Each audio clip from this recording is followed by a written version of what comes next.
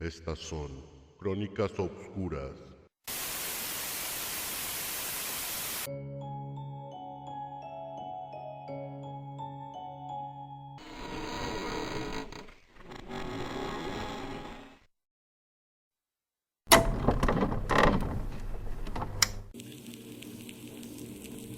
Bienvenidos a mi canal de Crónicas Obscuras.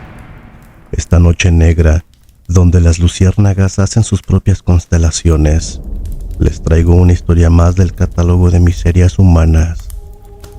Les contaré cómo una mujer atormentada por oscuros secretos y pasiones prohibidas decidió quitarle la vida a sus propios hijos.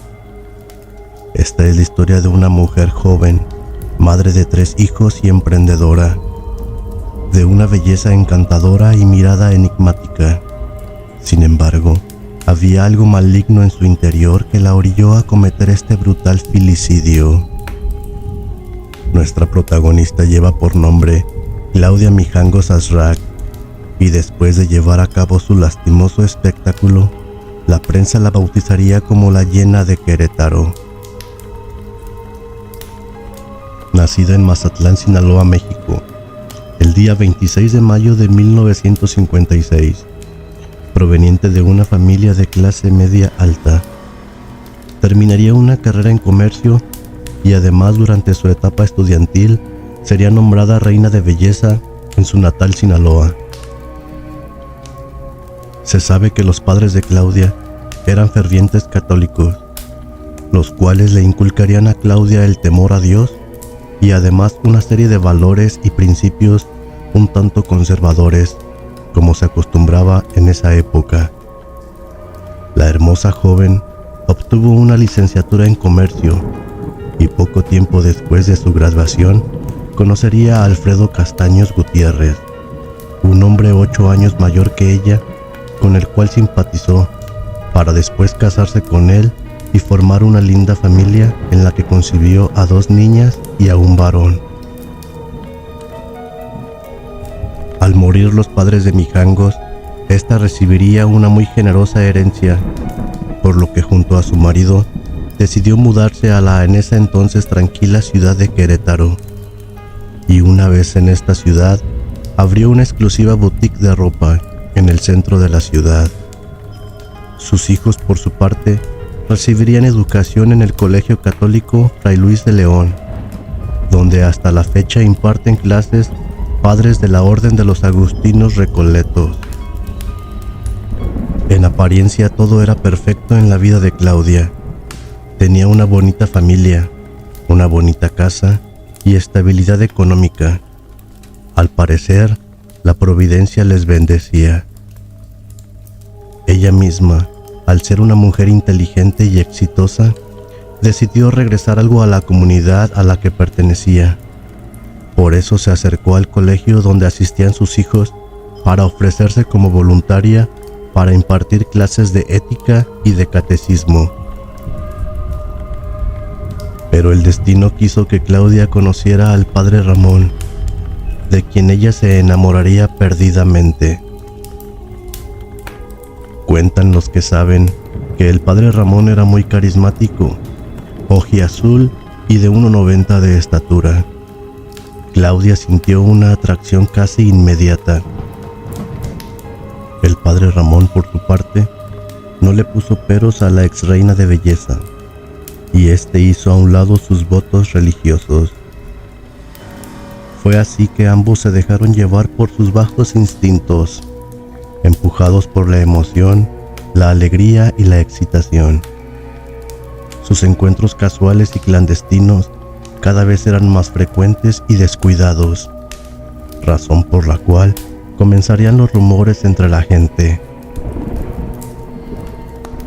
Claudia despertó en sí un enamoramiento, o tal vez una obsesión con el padre Ramón, y me siento inclinado a suponer que la institución matrimonial en la que se encontraba se había convertido en un círculo de hierro que oprimía todas las ilusiones de Claudia, por lo que buscó la manera de divorciarse de Alfredo.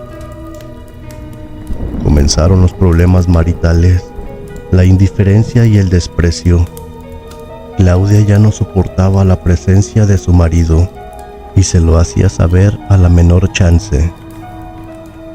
Alfredo Castaños resintió el cambio de su pareja sin causa aparente.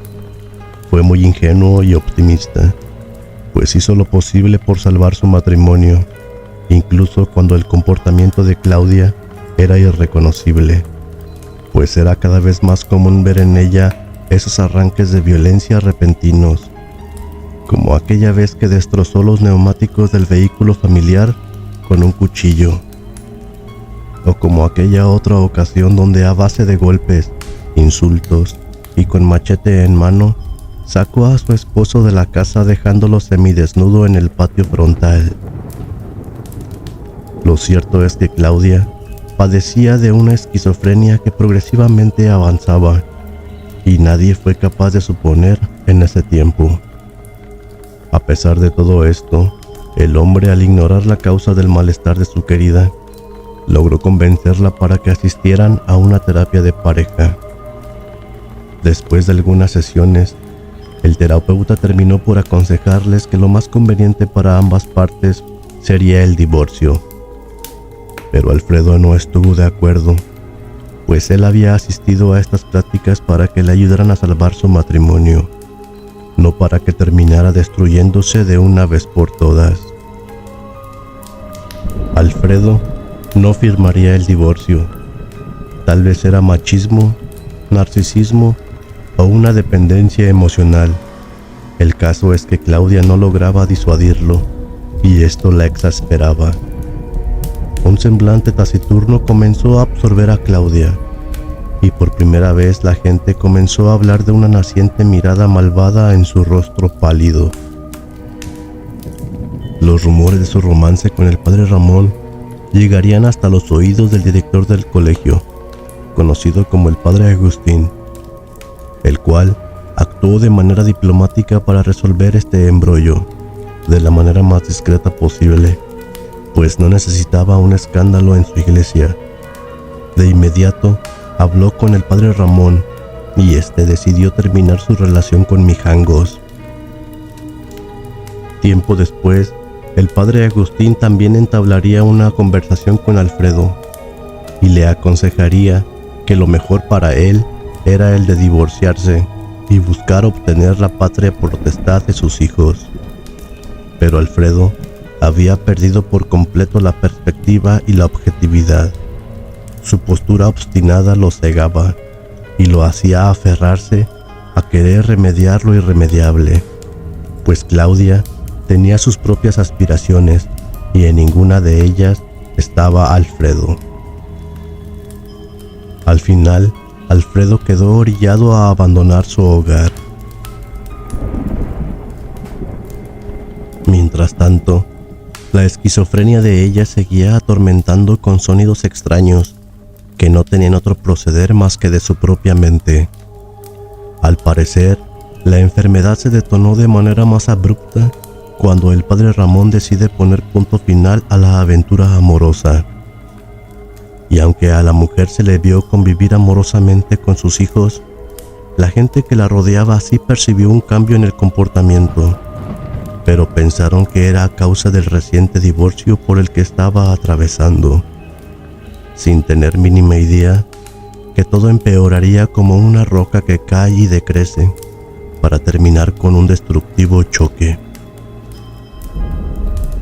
Penosamente, lo que haría Claudia tiempo después fue infame. Era 23 de abril de 1989. Alfredo había pasado ese día con sus dos niñas y con su hijo menor. Los había llevado a una kermés que se había organizado en la escuela, y alrededor de las 8 de la noche regresó a los menores con su madre. Estos se despidieron de su papá y entraron a la casa, mientras Alfredo y Claudia intercambiaban palabras en la entrada. Alfredo le reclamó a Claudia, pues no hace mucho se había enterado del romance de la mujer, tachándola de indecente. Claudia confesó sin remordimiento alguno todo lo que había vivido con el padre Ramón. Al final, la discusión terminaría en gritos e insultos que llegaron hasta los oídos de los vecinos. Sin embargo, estos no intervinieron, pues la discusión no duró mucho, ya que Alfredo optó por retirarse. Fue así como Claudia quedaría sola en casa con sus 3 criaturas. El sol se ocultaba lentamente en el horizonte, tiñendo el cielo de tonos rojizos y naranjas. Las sombras se alargaban, envolviéndolo todo en un manto oscuro y misterioso. Al caer el último rayo de sol, Claudia se desconectó de la realidad. Esa noche comenzó a escuchar esas endemoniadas voces que le decían que sus hijos eran demonios y que estos eran los que le impedían estar junto al padre Ramón. Durante la crisis, la mujer experimentó un momento de lucidez, ya que llamó por teléfono a su amiga Verónica, diciéndole que escuchaba voces que le decían que Mazatlán había desaparecido y que Querétaro era un espíritu. Verónica Vázquez, al ver la hora en el reloj, le pidió a su amiga que se tranquilizara y se fuera a dormir, prometiéndole que la visitaría al amanecer. Después de dejar el teléfono en su lugar, las fantasías continuaron, presentándose durante la noche y extendieron su terrorífica influencia hasta llegar a las horas de vigilia. Sabrá Dios qué tipo de demonios le susurraron al oído esa maldita madrugada. Cuando la aguja más corta del reloj apuntaba hacia el número 3, Claudia se dirigió a la cocina y tomó 3 cuchillos, cada uno de diferente medida y todos con empuñadura de madera. Con la mirada perdida, caminó lentamente. Subió las escaleras hasta llegar al dormitorio del pequeño Alfredo de tan solo 6 años de edad. Dejó 2 de los 3 cuchillos sobre un sillón que estaba en un rincón de la habitación, y con el que le quedó en la mano, comenzó a hundirlo en el cuerpo del niño, mientras balbuceaba frases que helaban los huesos. La segunda víctima fue Claudia María, de 11 años, quien se levantó de la cama para ver qué estaba ocurriendo. Pero al tratar de detener a su madre, ésta le hunde la daga en 6 ocasiones, perforándole los pulmones. La pequeña Claudia, llena de adrenalina y con el instinto de supervivencia en alerta, logra liberarse de su madre y pudo correr hasta la planta baja, donde al fin se desplomaría boca arriba debido al choque hipovolémico. La niña más pequeña, llamada Ana Belén, de 9 años, nunca se percató del peligro y continuó durmiendo. Su madre se encargó de que ella nunca despertara. A la mañana siguiente, tal como lo había prometido, Verónica Vázquez llegó a la casa marcada con el 408 de la calle Hacienda Vejil, de la colonia Jardines de la Hacienda.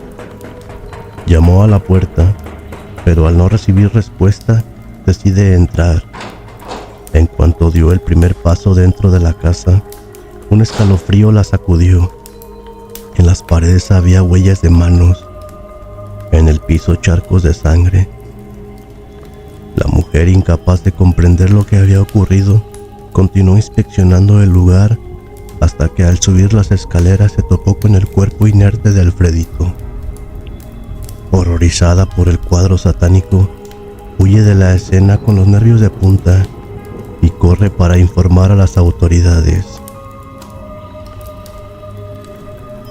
Cuando los agentes llegaron, observaron la sangre por toda la casa, estimando que había al menos 10 litros repartidos entre las habitaciones, la sala, la cocina y el baño. En una de las habitaciones estaba el cuerpo de la hija mayor en el piso, y la menor estaba en la cama. A un lado de esta estaba la madre abrazando a la niña. Al principio pensaron que Claudia Mijangos también estaba muerta, pero al tomarle el pulso del cuello, se descubrió que solo estaba dormida. Al parecer tenía heridas en sus muñecas como si se hubiera querido desgarrar las venas. Sin embargo, las heridas eran superficiales. Claudia fue llevada inmediatamente al hospital. Los agentes ministeriales tienen en ese momento como principal sospechoso a Alfredo Castaños y lo detienen para que dé su declaración. Por su parte, Claudia, después de 2 días en el hospital, despierta y los agentes, al interrogarla, descubren que la mujer no está en sus cabales. Al parecer, la mujer no recuerda nada y se aferra a la idea de que sus hijos están en la escuela y es menester de los agentes que la liberen, pues ésta tiene que ir por ellos al colegio. Otras veces dice que tiene que preparar el desayuno, pues sus hijos aún están dormidos y pronto se irán a la escuela. A medida que se investigaba más a fondo, se revelaron detalles que apuntaban a indicios de enfermedad mental en Claudia Mijangos. Los informes médicos descubrieron una historia de problemas de salud mental previos, incluyendo depresión y trastornos de ansiedad. Además, se encontraron indicios de que Claudia había estado bajo tratamiento psiquiátrico en el pasado, aunque aparentemente lo había dejado de lado. Durante el juicio, tanto la defensa como la fiscalía presentaron pruebas de la salud mental de Claudia. Múltiples testimonios de expertos en salud mental afirmaron que Claudia padecía trastornos psicológicos graves, incluyendo trastorno bipolar y psicosis. Los expertos también señalaron que el asesinato de sus hijos ocurrió durante un episodio agudo de psicosis. Además de los análisis y testimonios de los expertos, se presentaron pruebas adicionales sobre el estado mental de Claudia. Se revelaron escritos y cartas donde Claudia expresaba pensamientos delirantes y paranoicos, así como un diario que mostraba una obsesión enfermiza con el padre Ramón y una profunda inestabilidad emocional.